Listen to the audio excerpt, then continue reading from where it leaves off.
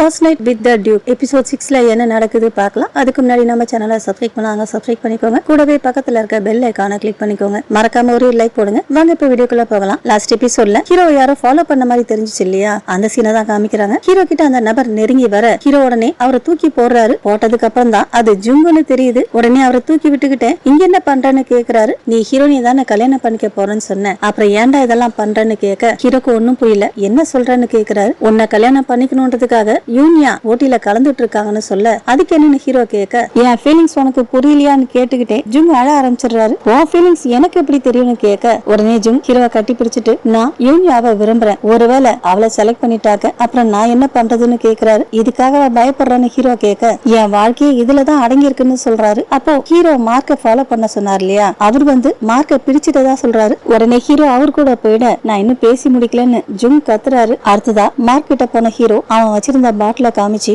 மத்தவங்களை விட இத பத்தி உனக்கு நல்லா தெரியும், உன்னை டூ குடும்பமா ஹயர் பண்ணிச்சு எதுக்காக ஹீரோனி கிட்ட போனன்னு கேட்க மார்க் எந்த கேள்விக்கும் பதில் சொல்ல மாட்டேங்கிறான். அதை பார்த்து கடுப்பான ஹீரோ வாளை அவன் தொடையிலே இறக்குறாரு. நீ பண்ண வேலைக்கு என்ன விளைவு ஏற்படும் தெரியாமலே வேலை பார்த்திருக்கல, அவ அனுபவிச்ச வலிக்கு முன்னாடி இதெல்லாம் ஒண்ணுமே இல்ல சொன்ன ஹீரோ அவனுக்கு இன்னும் தண்டனை கொடுக்கறாரு. அடுத்ததா அந்த அதிகாரி கிட்ட அவனை இறக்காம பாத்துக்கோங்கன்னு சொல்றாரு. அவரும் சரின்னு சொல்ல டூ ஃபேமிலினா ஹவா ஃபேமிலியை பத்தி தான் பேசுறாரு. டூ ஃபேமிலியோட கப்பல்ல இருந்து தான் அவன் இறங்கி வந்தானான்னு கேட்க அதுக்கு அந்த அதிகாரி ஆமா அவன் இறங்கின உடனே அவங்க வீட்டுக்கு போனதா கன்ஃபார்ம் பண்ணிருக்காங்கன்னு சொல்றாரு. அதை கேட்ட ஹீரோ அப்போ இதுக்கு பின்னாடி அவதான் இருக்கணும்னு சொல்ல நீங்க என்ன பண்ண போறீங்கன்னு அவரு கேட்க டைரக்டா அவதான் இத பண்ணான்னு எவிடன்ஸ கண்டுபிடிக்கணும்னு சொல்றாரு. டைரக்டா அவளை நீங்க செடியூஸ் பண்ண போறீங்களான்னு கேட்டுட்டு அவரு சிரிக்க ஹீரோ கடுப்பா முறைக்கிறாரு. இந்த விஷயத்த பத்தி யார்கிட்டயும் சொல்ல வேண்டாம்னு சொல்றாரு. ஹீரோனி கிட்ட கூட சொல்ல வேண்டாவான்னு அவரு கேட்க தெரிஞ்சாக்க அவளுக்கு ஆபத்து வந்தாலும் வரலான்னு சொல்றாரு. மறாவது நாள் போட்டி நடக்கிற இடத்த காமிக்கிறாங்க. செகண்ட் ரவுண்ட் ஆரம்பிக்குது. அப்ப பாட்டிமா எல்லார்கிட்டயும் ஒவ்வொரு பேக் கொடுக்கறாங்க.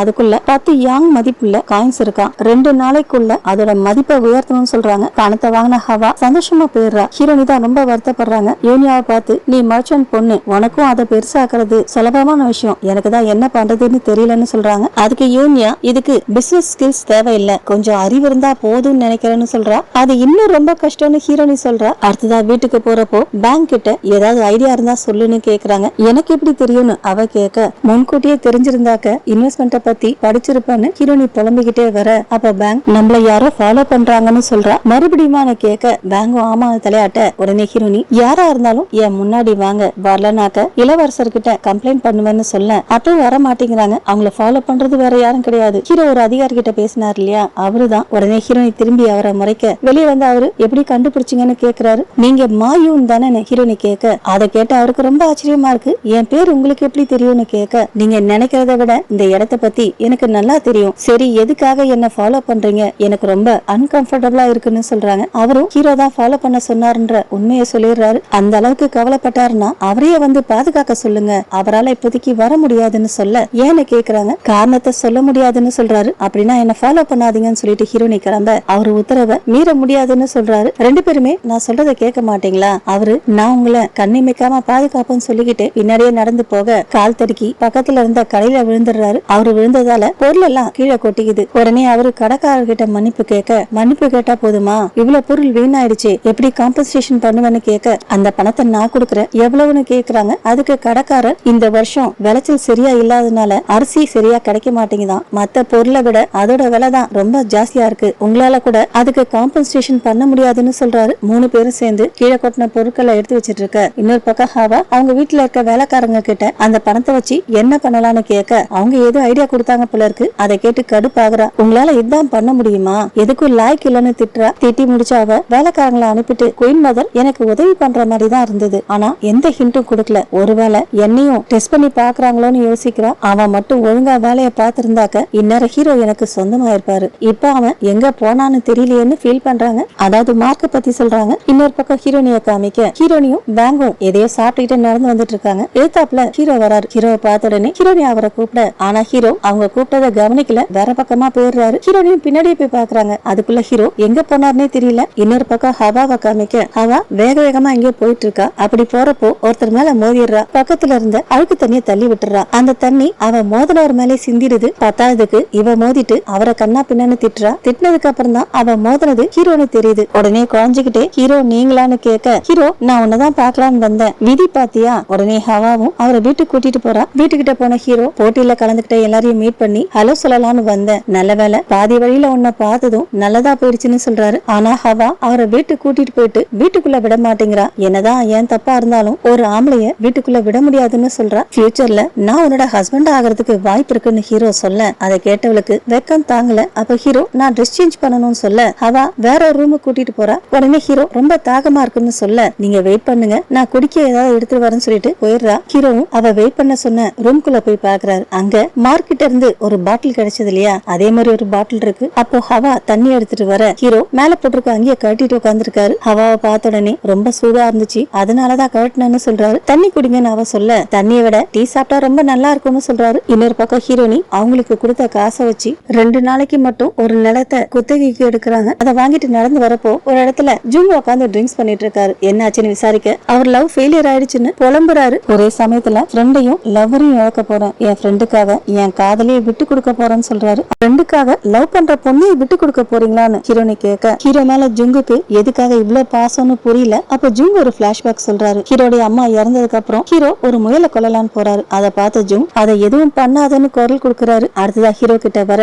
உன்னை ஏதாவது பண்ணட்டுமான்னு ஹீரோ கேட்க பண்ணிக்கோன்னு சொல்றாரு. வாழ்க்கையும் இறப்பும் ஒரே உடம்புலதான் இருக்குது, கஷ்டமும் வளர்ச்சியும் மாதிரி. இதைய இறந்து போன அம்மா சொன்னாங்க. சொன்ன ஜுங் பக்கத்துல இருந்த பூவை பறிச்சு ஹீரோ கிட்ட கொடுக்கறாரு. ஹீரோ அதை தட்டி விட்டுறாரு. அந்த பூவை எடுத்துக்கிட்டே இந்த பூ வெயிலோ மழையோ வெதரை பத்தி எல்லாம் கவலைப்படாது, பூத்துக்கிட்டே இருக்கும், நீயும் நானும் ஒரே கஷ்டத்தை தான் அனுபவிச்சுட்டு இருக்கோம், இந்த பூவை மாதிரி நாமளும் ஒன்னா மலரலான்னு சொல்றாரு. ஹீரோ அம்மா இறந்தப்பதான் ஜுங்கோட அம்மாவும் இறந்து போயிருப்பாங்க போல இருக்கு. அவரும் ஃபியூனலுக்கு போற ட்ரெஸ் தான் போட்டிருக்காரு. ஹீரோவும் அவர் கொடுத்த பூவை வாங்கிக்கிறாரு. பிளாஷ்பேக் அதோட முடிய அப்ப ஜுங் சொல்றாரு ஹீரோக்கு இருக்க ஒரே ஃப்ரெண்டு நான் தான், என்னால எப்படி துரோகம் பண்ண முடியும்னு கேக்குறாரு. அதுக்காக கவலைப்படாதீங்க, யூனியாக்கும் போட்டியில கலந்துக்கிறதுல விருப்பம் இல்ல, அவங்க அப்பாக்காக தான் கலந்துட்டு இருக்கா. அதை கேட்ட ஜுங்குக்கு ரொம்ப சந்தோஷமா இருக்கு. அப்படின்னா எனக்கு இன்னும் சான்ஸ் இருக்கான்னு கேக்குறாரு. ஹீரோனி ஆமான்னு தலையாட்ட உடனே அவர் ஃபீலிங்ஸ யூனியா கிட்ட சொல்றதுக்காக போறாரு. ஹீரோனி தடுக்க இதுக்கு மேல வேஸ்ட் பண்ண கூடாதுன்னு ஜுங் சொல்ல நீங்க திடீர்னு போனாக்க யூனியா படப்படப்பாயிடுவா, அப்புறம் நான் எப்படி அவளை காதலிக்கிறது, நீங்க இதுக்கு முன்னாடி ஒரு பொண்ணை கூட காதலிச்சது இல்லன்னு சொல்லாதீங்கன்னு ஹீரோனி சொல்ல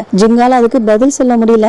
அடுத்ததா ஹீரோனியும் பெங்களூர் ரோட்ல நடந்து போய்கிட்டு இருக்கப்போ அந்த சின்ன பையன் ஹீரோனிய கூப்பிட்டு அவன் செஞ்ச பிரேஸ்லெட்டா வாங்கிக்க சொல்றான். ஹீரோனியும் வாங்கன்னு போறாங்க. இதெல்லாம் என்னன்னு கேக்குறாங்க. இதெல்லாம் நானே உருவாக்குனேன், வாங்கிக்கோங்க, உங்களுக்கு அதிர்ஷ்டம் வரும்னு சொல்றான். ஹீரோனி நம்பாம பார்க்க அவன் உண்மைன்னு சொல்றான். உடனே ஹீரோனி நான் ஒரு டெஸ்ட் அட்டென்ட் பண்ணிட்டு இருக்கேன், பாஸ் ஆகுற மாதிரி ஏதாவது கிடைக்குமான்னு கேக்குறாங்க. அவனும் ஒரு கலர் பிரேஸ்லெட் எடுத்து இதை போட்டுக்கோங்கன்னு சொல்ல ஹீரோனி வேற ஒரு கலரை காமிச்சு இது எனக்கு சூட் ஆகும்னு சொல்றாங்க. அதை போட்டுக்கிட்டாக்க பாதுகாக்குமா, வாழ்நாளும் நீடிக்கும்னு சொல்றான். அடுத்ததா இன்னொரு பிரேஸ்லெட் எடுத்து காமிக்கிறாங்க. அதுக்கு அந்த சின்ன பையன் இதை நீங்க போட்டுக்கிட்டீங்கன்னா நீங்களும் உங்க லவ்வரும் ஒண்ணு சேருவீங்க, 2 பேரும் கஷ்டத்தை போராடி ஜெயிப்பீங்கன்னு சொல்றான். அது சிங்கிளா வாங்க கூடாதான், பேரா வாங்கணுமா, ரேட்டும் டபுள்னு சொல்றான். இன்னொரு பக்கம் ஹீரோவை காமிக்க ஹீரோ டீ சாப்பிட்டுட்டு இருக்காரு. ஹவா எப்படி இருக்குன்னு கேட்க யூனிக்கா இருக்குன்னு சொல்றாரு. இந்த டீ தூள் இந்த ஊரை சேர்ந்தது இல்லையா, மிடில் ஈஸ்ட் சேர்ந்ததான், ஜோவால கூட இந்த மாதிரி டீயை வாங்க முடியாதுன்னு சொல்றாங்க. உங்க குடும்பத்துக்கு வெளியூர்ல இருந்து ஏகப்பட்ட பொருள் வருது போல இருக்கு, அவங்க தலைமுறையா பிசினஸ் பண்றதுனால வெளியூர்ல நிறைய பேரு தெரியுமா, அது மட்டும் இல்ல வெளியூர்ல ஃபன்னான ஏகப்பட்ட விஷயம் இருக்குன்னு சொல்றா. ஃபன்னான விஷயமா என்ன அதெல்லாம் ஹீரோ கேட்க வாங்க உங்களுக்கு காமிக்கிறேன்னு ஹீரோவை கூட்டிட்டு போற. அங்க போனாக்க ஏகப்பட்ட பொருள் இருக்கு. எல்லா பொருட்களிலும் மார்க் முதுகுல ஒரு டாட்டூ இருந்துச்சு இல்லையா, அந்த டிசைன் இருக்குது. அதை பார்த்த ஹீரோ இது என்ன யூனிக் டிசைன் கேட்க இந்த பொருட்கள் எல்லாம் இங்கிலாந்துல சேர்ந்துதான், அந்த சிம்பிள் இருக்க பொருள் மட்டும் தான் இங்க வரும்னு சொல்றா. அங்க ஒரு ரைபிள் இருக்கு. ஹீரோ அதை எடுத்து ஹவாக்கு நேரா காமிக்க அவ கொஞ்சம் கூட பயப்படவே இல்ல, சிரிச்சுக்கிட்டே சுடுங்க, உங்க இதயத்தால சுடுங்க, அந்த புல்லட்டை ஏத்துக்க தயாரா இருக்கிறேன்னு காதல் வசனம் எல்லாம் பேசிட்டு இருக்கா. எல்லாத்தையும் பார்த்து முடிச்சிட்டு ஹீரோ கிளம்ப ஹவா ஓடி வந்து அவர் கையை பிடிச்சி நான் உங்ககிட்ட ஒரு விஷயம் சொல்லணும்னு சொல்றா. அப்படியே கட் பண்ணி ஹீரோனிய காமிக்க ஹீரோனி அந்த 2 பிரேஸ்லெட்டையும் வாங்கிட்டு வந்துட்டு இருக்காங்க. உடனே ஒண்ணு ஹீரோ கிட்ட கொடுக்கணும்னு சொல்றாங்க. மறுபடியும் ஹீரோவை காமிக்க வீட்டுக்கு வந்து ஹீரோ அவர் போட்டிருந்த ட்ரெஸ்ஸை கழட்டி அவர் வேலைக்கார கிட்ட கொடுத்து உடனே எரிக்க சொல்றாரு. இவ்வளவு காஸ்ட்லியான ட்ரெஸ் எரிக்கணுமான்னு அவரு கேட்க இது வெறும் துணிதான், எரிச்சிடுங்கன்னு சொல்ல அவரும் சரின்னு சொல்றாரு. ஹவா அவரோட கையை பிடிச்சா இல்லையா, அதுக்காக தான் ட்ரெஸ்ஸையே எரிக்க சொல்லியிருக்காரு. இப்பதான் ஹவா அதுக்கப்புறம் என்ன சொன்னான்னு நினைச்சு பாக்குறாரு. அந்த ஹீரோனி உங்க மனசை எப்படி திருடுனான்னு தெரியல, ஆனா நீங்க அவளோட உண்மையான குணத்தை தெரிஞ்சுக்கணும். உண்மையான குணமா அவ கூட இருந்தது நீங்க மட்டும் கிடையாது. ரீசெண்டா நம்ம ஊருக்கு ஒரு ஃபாரினர் வந்திருந்தாரு, அவரும் அவ கூட இருந்திருக்காரு. 2 பேரும் இந்த ஊரை விட்டு போகலான்னு பிளான் போட்டிருந்தாங்க. அவளுக்கு நம்ம ஊர் பிடிக்கலையா, சீக்கிரமா இந்த ஊர்ல இருந்து கூட்டிட்டு போக சொல்லி உதவி கேட்டிருக்கா. அப்படிப்பட்டவ போட்டியில கலந்துப்பான்னு நான் கொஞ்சம் கூட எதிர்பார்க்கல. அதை கேட்ட ஹீரோ இதெல்லாம் உனக்கு எப்படி தெரியும், நீ பேசுறத பார்த்தா கூட இருந்து பார்த்த மாதிரியும் கேட்ட மாதிரியும் தெரியுது. அதுக்கு ஹவா அந்த ஃபாரினரை இவகிட்ட சொன்னாராம். அப்படிதான் இவளுக்கு இந்த விஷயம் தெரியும்னு சொல்றா. அவ சொன்னதை நினைச்சு பார்த்த ஹீரோ அவளுக்கு எவ்வளவு தைரியம் இருந்தா எனக்கு சொந்தமானவளை பத்தி இவ்வளவு மோசமா பேசுவான்னு சொல்றாரு. இன்னொரு பக்கம் வேலைக்காரர் அந்த துணியை எரிச்சிட்டு இருக்க அதை பார்த்த ஹீரோ இப்பதான் எனக்கு நிம்மதியா இருக்குன்னு சொல்றாரு. அதை கேட்ட வேலைக்காரர் ஹீரோவைய பார்க்க என் முகத்துல ஏதாவது இருக்கான்னு கேட்க ஆமா எமோஷன் இருக்கு, ரொம்ப நாள் கழிச்சு உங்க முகத்துல இந்த எமோஷன்ஸ பாக்குறேன், உங்க வாழ்க்கையில எமோஷன்ஸ கொண்டு வந்ததுக்காக ஹீரோனிக்கு தான் நன்றி சொல்லணும்னு சொல்றாரு. சில்லியா பேசாதீங்கன்னு ஹீரோ சொல்ல இது தப்பு கிடையாது, நான் இந்த வேலையை பாத்துக்கிறேன், நீங்க போய் தூங்குங்கன்னு அவரு சொல்ல ஹீரோவும் போய் தூங்குறாரு. அடுத்ததான் ஹீரோ தூங்குறத பார்த்த வேலைக்காரர் குட் நைட் சொல்லிட்டு போக ஆனா ஹீரோ தூங்கவே இல்ல. குட் நைட்டா, என் வாழ்க்கையில அந்த மாதிரி எதுவும் இல்லன்னு சொல்றாரு. அப்படி சொன்ன உடனே ஹீரோவும் ஹீரோனியும் ஒன்னா இருந்தாங்க இல்லையா, அந்த ராத்திரி ஞாபகத்துக்கு வருது. அதை நினைச்சு பார்த்த ஹீரோ இருக்கு போல இருக்குன்னு சொல்றாரு. அப்படி சொன்னவர் அன்னைக்கு ராத்திரி நடந்த எல்லாத்தையும் நினைச்சு பாக்குறாரு. அப்ப ஹீரோ என்ன எதுக்காக பாக்கணும்னு நினைச்சேன்னு கேட்க ஏன்னா உங்களை எனக்கு பிடிக்கும், வாழ்க்கையில உங்களை மாதிரி ஒருத்தரை தான் காதலிக்கணும்னு நினைச்சேன்னு சொல்றாங்க. அடுத்ததான் மேற்கொண்டு அவங்க ரெண்டு பேரும் அவங்க வேலையை பார்க்க பேக்ரவுண்ட்ல ஹீரோ சொல்றாரு, என் வாழ்க்கையில வந்த ஒரே பொண்ணு நீதான், அதனாலதான் உன் கூட என் ஃபர்ஸ்ட் நைட்டை செலவு பண்ண. போதை தெளிஞ்சதுக்கு அப்புறம் நடந்தது உனக்கு ஞாபகத்துல இல்லாம போயிருக்கலாம், ஆனா என் வாழ்நாள் முழுக்க உன் கூட தான் இருப்பேன். இதுக்கு முன்னாடி இருந்ததை விட அன்னைக்கு நைட்ல இருந்து என்னோட நைட்ஸ் எல்லாம் வித்தியாசமா இருக்குன்னு சொல்றாரு. அடுத்ததான் ரோட்ல ஹீரோனி ஹீரோ கூப்பிட்டுருப்பாங்க இல்லையா, ஹீரோ கூட கவனிக்காத மாதிரி வேற பக்கம் போயிருப்பாரு, ஆனா ஹீரோ வேணும்னே தான் போயிருக்காரு. அதை நினைச்சு பார்த்த ஹீரோ உன்னை ரொம்ப மிஸ் பண்றேன்னு சொல்றாரு. அடுத்ததான் 2 நாள் கழிச்சு 6 பேர்கிட்டையும் கொடுத்த பணத்துக்கு என்ன பண்ணாங்கன்னு கேக்குறாங்க. முதல்ல ஒரு பொண்ணு அந்த பணத்தை வச்சு நெல் விதைய வாங்கினேன்னு சொல்றா. அதை கேட்ட பாட்டிமா நெல்லை விதைச்சதுக்கு அப்புறம் மழை பெய்யாம போயிடுச்சுன்னா என்ன பண்ணுவேன்னு கேட்க அந்த பொண்ணு கிட்ட பதில் இல்ல. அடுத்ததா 2வது பொண்ணு பதில் சொல்றா. அவ அந்த காசு மொத்தத்தையும் கோயில்ல காணிக்கா கொடுத்து இந்த ஊர் நல்லா இருக்கணும்னு வேண்டிக்கிட்டாலாம். அதை கேட்டு ராணி கடுப்பாகி 3வது பொண்ணை விசாரிக்கிறாங்க. அந்த பொண்ணு கேம்லிங் ஹவுஸுக்கு போனேன் ஆனா தோத்து போயிட்டுன்னு அழறா. இதுக்கப்புறம் கேம்லிங்கே போக கூடாதுன்னு புரிஞ்சுதுன்னு சொல்றா. அடுத்ததா ஹவா நீங்க கொடுத்த காசை மொத்தமா உருக்கி பாட்டிமாக்காக ஒரு மோதிரம் செஞ்சாலாம். அத பாட்டிமா போட்டிருந்தாங்கன்னா அதோட வேல்யூ போக போக ரொம்ப அதிகரிக்கும் சொல்றா. அடுத்ததா யூனியா அவங்க கொடுத்த பணத்துல ஆர்ஃபன்ல இருக்க பசங்களுக்கு பிரஷும் சாப்பாடும் வாங்கி கொடுத்தாங்களாம். டேலண்ட ஊக்குவிச்சாதான் நாடு செழிப்பா வளரும், செக்யூராவும் இருக்கும்னு சொல்றா. அதுக்கு பாட்டிமா நீ நினைச்ச மாதிரி பசங்க வளருவாங்களான்னு கேட்க அதுக்கு அவகிட்ட பதில் இல்ல. அடுத்ததா ஹீரோனி சொல்றாங்க யூஸ் பண்ணாத ஒரு நிலத்தை வாங்கி அதுல கேட் ஃபிஷையும் லோச்சஸ்னு இன்னொரு மீன் வகையும் வளர்க்கறதா சொல்றாங்க. அதை கேட்ட பாட்டிமா என்ன வளர்றன்னு கேட்க அதுக்கு ஹீரோனி சொல்றாங்க 2 மீனும் எதிரிங்கன்றதுனால போட்டி போட்டு உயிர் வாழறதுக்கு போராடுமா, அது மட்டும் இல்ல இயற்கையாவே இனப்பெருக்கம் பண்ணுமா, அது மூலமா பணத்தையும் நிறைய சம்பாரிச்சேன்னு சொல்லி நிறைய பணத்தை காமிக்கிறாங்க. அந்த ரவுண்ட்ல ஜெயிச்சது 3 பேர், ஹவா, யூனியே அப்புறம் ஹீரோனி. அந்த ரவுண்ட்ல அதிக மார்க் வாங்கி ஜெயிச்சது ஹீரோனி தான். டூ சந்தோஷமா இந்த விஷயத்த சொல்ல அதை கேட்ட ஹவா கடுப்பாகிறா. அப்ப டூ இன்னும் 2 நாள் கழிச்சு ஃபைனல் போட்டி பாட்டிமா பேலஸ்ல நடக்கும்னு சொல்றாரு. இன்னொரு பக்கம் ஜுங்குக்கு அவர் கூட வேலை பாக்குறவங்க மூலமா யூனியா செகண்ட் ரவுண்ட்ல ஜெயிச்சிட்டாங்கன்னு தெரிஞ்சுக்கிறாரு. இன்னொரு பக்கம் ஹீரோனி ஜெயிச்ச விஷயத்த ஹீரோ கிட்ட சொல்லலான்னு ரொம்ப ஆசையா போறாங்க. ஆனா அவரோட வேலைக்காரர் ஹீரோ சீக்கிரமா தூங்க போயிட்டாருன்னு ஹீரோனி உள்ள விட மாட்டேன்னு சொல்லிடுறாரு. அதனால வீட்டுக்கு போன ஹீரோனி சோகமா இருக்க அதை பார்த்த பேங்க் இன்னைக்கு எவ்வளவு பெரிய காரியத்தை சாதிச்சுட்டு வந்திருக்கீங்க, ஏன் இப்படி இருக்கீங்கன்னு கேட்க அதெல்லாம் ஒண்ணும் இல்ல, நான் வேற ஏதோ யோசிச்சுட்டு இருக்கேன்னு சொல்றாங்க. ஹீரோவை பத்தியான்னு கேட்க கிடையாது, நான் ஏன் அவரை பத்தி யோசிக்கணும்னு ஹீரோனி சொல்ல அவங்க சொன்னதுல இருந்தே அவங்க அவரை பத்தி தான் யோசிக்கிறாங்கன்னு பேங்குக்கு புரிஞ்சிருது. நேத்து நான் வேலை முடிஞ்சு வீட்டுக்கு போறப்போ ஹீரோவை பார்த்தேன்னு சொல்ல உடனே ஹீரோனி உண்மையாவா, ரொம்ப பிஸியா இருந்தாரா, டயர்டா இருந்தாரா, சோகமா இருந்தாரான்னு கேட்க ஹவா கூட கைய கோத்துக்கிட்டு அவ வீட்டுக்குள்ள போனார்னு சொல்றா. ஆனா ஹீரோனி அதை நம்ப மாட்டேங்கிறாங்க. அதுக்கெல்லாம் வாய்ப்பு இல்லைன்னு சொல்றாங்க. பேங்க விட்டு கொடுக்க மாட்டேங்கிறா. 10 மீட்டருக்கு தள்ளி இருந்தாலும் யார் அவங்கன்னு என்னால கண்டுபிடிக்க முடியும், கண்டிப்பா அவரை தான் பார்த்தேன், ஆனா என்னால அவங்கள ஃபாலோ பண்ணிக்கிட்டு வீட்டுக்குள்ள போக முடியல. அதை கேட்ட ஹீரோனி ஒருவேளை நேத்து அவளை பாக்குறதுக்காக தான் போனாரோன்னு யோசிக்கிறாங்க. அவர்கிட்ட கேட்டணும்னு பேங்க் கிட்ட நீ நேரா ஹீரோ வீட்டுக்கு போயிட்டு அவர் வேலைக்காரர் கிட்ட நாளை காலையில அவங்க வீட்டுக்கு நான் வரேன்னு இன்ஃபார்ம் பண்ணுன்னு சொல்றாங்க. பேங்கும் உடனே கிளம்புறா. இன்னொரு பக்கம் ஹவா அவங்க அப்பா கிட்ட அப்பா எனக்காக பாட்டி கிட்ட பேசுங்க, ஹீரோக்கும் என் மேல ஃபீலிங்ஸ் இருக்குது, என்னோட கஷ்டத்துக்கு பலன் கிடைச்சிருச்சுன்னு சொல்றா. ஆனா அப்பா ஒத்துக்கிற மாதிரி தெரியல. அதுக்கு ஹவா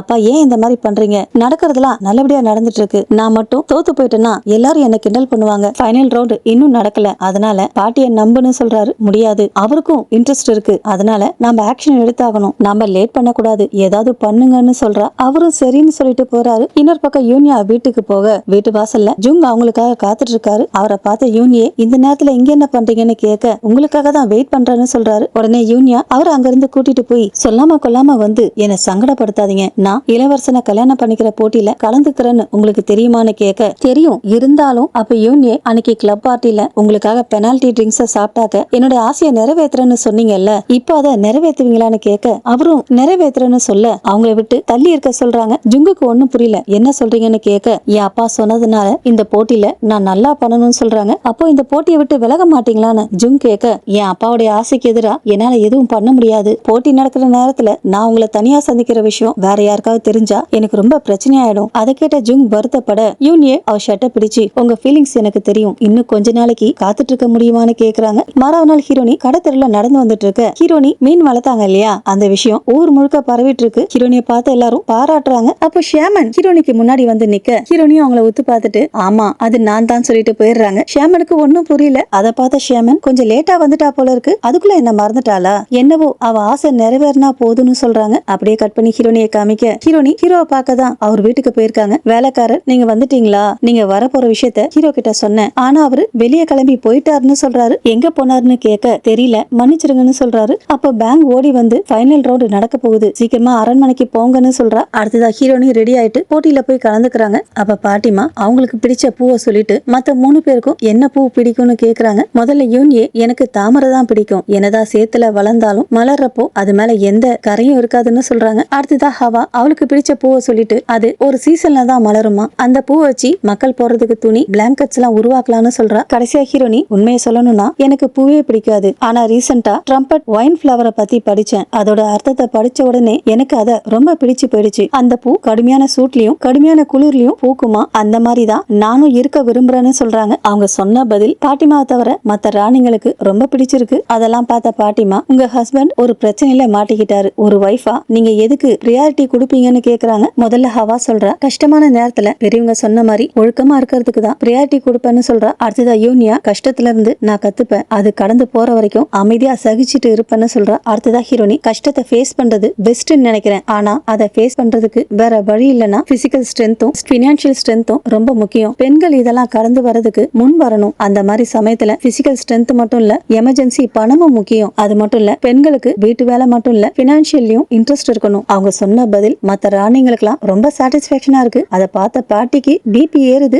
நாடே ஹார்வெஸ்ட் இல்லாம கஷ்டப்பட்டுட்டு இருக்கு, இந்த மாதிரி நேரத்துல உன் குடும்ப வசதியை காட்டுறதுக்காக இந்த மாதிரி ஆடம்பரமா ட்ரெஸ் பண்ணிட்டு வந்திருக்கியான்னு கேக்குறாங்க. அதுக்கு ஹீரோனி, உங்களை இம்ப்ரெஸ் பண்றதுக்காக தான் இந்த மாதிரி ட்ரெஸ் பண்ணனு சொல்றாங்க. பத்தாவதுக்கு ஹவா வேற, அவ இந்த மாதிரி தான் ஏகப்பட்ட சில்க் ட்ரெஸ்ஸா வாங்குவான்னு சொல்றா. நீ என்னை விட மோசமானவன்னு ஹீரோனி சொல்ல, அதுக்கு ஹவா, ஆனா நான் மத்த ஆண்களுக்காக ட்ரெஸ் வாங்க மாட்டேன்னு சொல்றா. அதை கேட்ட பாட்டி இன்னொருத்தனான்னு கேட்க, உடனே ஹவாவும் ஹீரோ கிட்ட சொன்ன கதைய பாட்டி கிட்ட சொல்றாங்க. அதை கேட்ட பாட்டி ஹீரோனி கிட்ட உண்மையானு கேட்க, அவ என் மேல பழி போடுறா, நான் உதவி பண்ணேன்னு சொல்றாங்க, அதுக்கு சாட்சி இருக்குன்னு சொல்ல பாட்டிமாவும் சாட்சியை வர சொல்றாங்க. அந்த துணிக்கடை ஓனர் தான் சாட்சி சொல்ல வராரு. வந்தவர் ஹீரோனி மேல அநியாயத்துக்கு பழி போட்டு பேசுறாரு. அவரோட கைய கோத்துட்டு வந்தாங்க, கட்டி பிடிச்சாங்க, முத்தம் கூட கொடுத்தாங்கன்னு சொல்றாரு. ஏன் இந்த மாதிரி பொய் சொல்றீங்கன்னு ஹீரோனி கேட்க, அப்ப ஹவா, இதெல்லாம் பொது இடத்துல பண்ணா, பொது இடத்துல இப்படி நடந்துகிட்டானா தனியா இருக்கும் போது எப்படி இருப்பா யோசிச்சு பாருங்க, தேவையில்லாம பழி போடாதுன்னு சொல்லிட்டு ஹீரோனி பாட்டி கிட்ட அவ பொய் சொல்றான்னு சொல்ல, நிரூபிக்க முடியுமான்னு ஹவா கேட்க, என்னால முடியாதுன்னு நினைச்சியான்னு ஹீரோனி கேட்க, ராணியோட அரண்மனையே அசிங்கப்படுத்திட்டேன்னு ஹவா சொல்ல, போதும் நிறுத்துங்கன்னு சொன்ன பாட்டிமா, ராயல் உமன்னா பியூராவும் நம்பிக்கை உள்ளாவும் இருக்கணும், அதனால ஹீரோனிய போட்டியை விட்டு எலிமினேட் பண்றேன்னு சொல்ல, நீங்க இந்த மாதிரி பண்ணக்கூடாதுன்னு ஒரு குரல் கேக்குது. அடுத்த செகண்ட் பாட்டிமா முன்னாடி மார்க் வந்து விழறாரு. பின்னாடியே வந்த ஹீரோ அடுத்ததா அந்த துணிக்கடை ஓனர் கிட்ட, நீ சொன்ன ஃபாரினர் இவர் தானான்னு கேட்க, அவரும் ஆமான்னு சொல்றாரு. அடுத்ததா ஹீரோ அவன் ரூம்ல இருந்து ஒரு டப்பா எடுத்தார் இல்லையா, அதை எடுத்து காமிச்சு, இத அவன் ரூம்ல இருந்து எடுத்துட்டு வந்தேன் சொன்னவர் அங்க இருந்த செடி மேல ஊத்துறாரு. ரொம்ப பேட் ஸ்மெல் வீசுது. அது மட்டும் இல்ல அந்த செடியே ஒரு மாதிரி ஆயிடுது. எம்டி டப்பாவை ஹவா கிட்ட போட ஹவா பயந்துடுறா. அப்ப ஹீரோ சொல்றாரு, இத இவன் தான் கொண்டு வந்திருக்கான், இதால பிளேக் சிம்டம்ஸ உருவாக்க முடியும், அந்த சிம்டம்ஸ ஹீரோனியும் எக்ஸ்பீரியன்ஸ் பண்ணிருக்காங்க. இப்பதான் அதை எப்படி ஹீரோனிக்கு மார்க் கொடுத்தான்னு காமிக்கிறாங்க. ஹீரோனி அவன் பசிக்குதுன்னு சொன்னதுனால சாப்பாடு வாங்கி கொடுத்திருப்பாங்க இல்லையா, அப்பதான் அவங்க சாப்பாட்டுல கலந்துருப்பான். அதுக்கு பாட்டிமா, மினிஸ்ட்ரி ஆஃப் ஜஸ்டிஸ் கிட்ட தானே நீ கூட்டிட்டு போயிருக்கணும், இங்க கூட்டிட்டு வந்து ஏன் முன்னாடி எதுக்காக சீன் போட்டுட்டு இருக்கன்னு கேக்குறாங்க. உடனே ஹீரோ பாட்டிமா கிட்ட போயிட்டு, இவனுக்கு ஹவா குடும்பத்தை நல்லாவே தெரியும், ஹவா தான் இவனை ஹயர் பண்ணிருக்கா, அந்த உண்மை வெளியே வரணுமா, நீங்க இந்த போட்டியை நிறுத்தினீங்கன்னா நானும் இதுக்கு பின்னாடி யார் இருக்காங்கன்னு சொல்ல மாட்டேன், இல்லனா அவன் கன்ஃபெஷனை கேட்கலாமான்னு கேட்டுட்டு அவன் கிட்ட போய் உயிரோட இருக்கணும்னா உண்மையை சொல்லுன்னு சொல்ல, அவன் நிமிந்து பாட்டிய பாக்குறான். பாட்டி சொல்லாதன்னு தலையாட்டுது. ஹீரோவும் அதை கவனிச்சிடறாரு. உடனே அவன் ஷர்ட்டை கிழிச்சு முதுகுல இருக்க சிம்பிளை காமிச்சிட்டு ஹவா கிட்ட, இந்த சிம்பிள் உனக்கு தெரியுதான்னு ஹவான்னு கேக்குறாரு. உடனே ஹவா பாட்டிய பார்த்து ஏதோ சைகை பண்ண உடனே பாட்டி மயங்கி விழுந்த மாதிரி நடிக்குது. அப்போ ஹீரோனியும் மயங்கி விழுறாங்க. ஹீரோ தாங்கி பிடிச்சுக்கிறாரு. அப்புறம் என்ன, பாட்டி மயங்கி விழுந்ததுனால போட்டியை நிறுத்திடுறாங்க. அடுத்ததா ஹீரோனி கிட்ட அந்த ஃபாரினர் ரொம்ப ஆபத்தானவன்னு சொல்ல என்னால நம்பவே முடியலன்னு சொல்றாங்க. இதுக்காக தான் மனசை திறந்து மத்தவங்க கிட்ட பேசக்கூடாதுன்னு சொல்லுவாங்க. இதுக்கப்புறம் நான் இல்லாம சாப்பிடுறது நடக்கிறது வெளியே போறதுக்கு அலோவ் பண்ண மாட்டேன்னு சொல்றாரு. அவனை பிடிக்கிறதுக்காக தான் போனீங்களா? ஹவா கைய கோத்துட்டு போனதா கூட கேள்விப்பட்டேன். சுத்தமா என்ன மறந்துட்டீங்கல்ல? ஹீரோனி அப்படி சொன்ன உடனே ஹீரோனை கிஸ் பண்ணிடுறாரு. இனி ஒரு மொமெண்ட் கூட உன்னை பிரிஞ்சு இருக்க மாட்டேன்னு சொல்றாரு. அதுக்கு ஹீரோனி இப்பதான் எனக்கு ஒரு விஷயம் புரிஞ்சுதுன்னு ஏதோ சொல்ல வராங்க. அதுக்குள்ள ராஜா கூப்பிட்டதா ஒருத்தர் சொல்ல போகணுமான்னு ஹீரோனி கேட்க ஆமான்னு சொல்றாரு. வெயிட் பண்றது எனக்கு பிடிக்காது, இருந்தாலும் உங்களுக்காக பொறுமையா காத்துட்டு இருக்கான்னு சொல்றாங்க. சீக்கிரமா வந்துடுறேன்னு சொல்லிட்டு ஹீரோ போறாரு. அவருக்கு போகிறதுக்கு மனசே இல்ல. திரும்பி பாத்துக்கிட்டே போறாரு. ஹீரோனியும் காத்துக்கிட்டு இருக்க. நைட் ஆயிடுது. ஹீரோ வரவே இல்ல. அப்ப மழை பெய்ய என்ன பண்றதுன்னு தெரியாம ஹீரோனி நின்னுட்டு இருக்க. யாரோ ஹீரோனிய தண்ணியில தள்ளி விட்டுறாங்க. அப்படியே கட் பண்ணி பிரசன்ட்ல மயங்கி கிடக்குற ஹீரோனிய காமிக்கிறாங்க. மறுபடியும் தண்ணியில விழுந்த ஹீரோனிய காமிக்க அவங்களுக்கு நீச்சல் தெரியல, அதனால தண்ணியில மூழ்கிடுறாங்க. மறுபடியும் பிரசன்ட் ஹீரோனிய காமிக்க அவங்க மொபைலுக்கு புது சாப்டர் அப்லோட் ஆகிருக்குன்னு மெசேஜ் வருது. அதை படிச்சவங்க எல்லாம் கதை ரொம்ப மாறிடுச்சுன்னு மெசேஜ் போடுறாங்க. அப்படியே கட் பண்ணி தண்ணியில மூழ்கிட்டு இருக்க ஹீரோனிய காமிக்க அப்ப ஹீரோனி சொல்றாங்க, நான் இப்ப இறந்து போயிட்டேன்னா ரியாலிட்டிக்கு போயிடுவேனா? அப்புறம் ஹீரோடைய நிலைமை என்ன ஆகுறது? அவங்க அப்படி நினைச்சிட்டே இருக்கும் போது ஹீரோ காப்பாத்த வந்துடுறாரு. முதல்ல மூழ்கிட்டு இருந்த ஹீரோனிக்கு ஆக்சிஜன் கொடுக்குறாரு. கண்முழிச்ச ஹீரோனி ஹீரோ கிஸ் பண்ண. அதோட தான் இந்த எபிசோட் முடியுது. ஓகே ஃப்ரெண்ட்ஸ், இந்த வீடியோ உங்களுக்கு பிடிச்சிருந்தா நம்ம சேனல் லைக் பண்ணுங்க, ஷேர் பண்ணுங்க. தேங்க்ஸ் ஃபார் வாட்சிங்.